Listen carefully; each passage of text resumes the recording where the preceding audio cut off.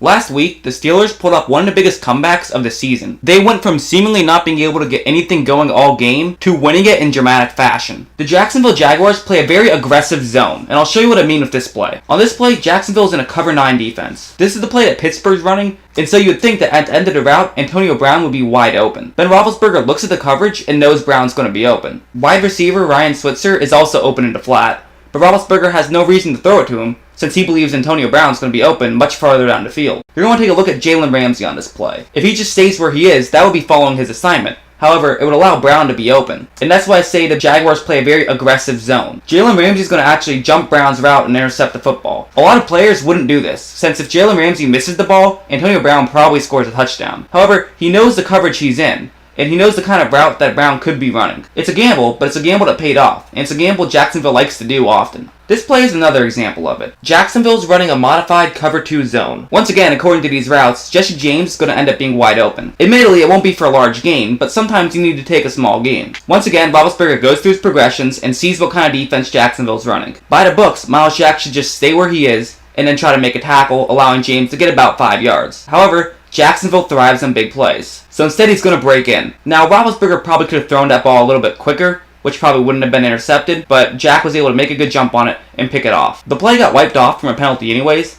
but it really goes to show how effective this Jaguars defense can be. We've seen defenses take advantage of young quarterbacks all the time, but this Jacksonville defense is set up to fool veteran quarterbacks. I know you look at the Jaguars and see that they're 3-7, and while they're not a great all-around football team, their defense is still very good. They give up the 4th least amount of yards per game and the 9th least amount of points per game, so their defense is still doing its part. But no matter what defense you run, there has to be some weakness towards it. Once again, Jacksonville's in a cover 3 defense. Antonio Brown's route on this play is going to be really brilliant. I'm going to use the alternate angle to show you exactly what I mean. This is going to start off as if it's a play designed to beat a cover 3. But really, this is just a fake. Tashawn Gibson's going to run in, and Brown's going to run right over him. This is the negative aspect of that Jaguars defense. While it can create big plays, it can also give up big plays.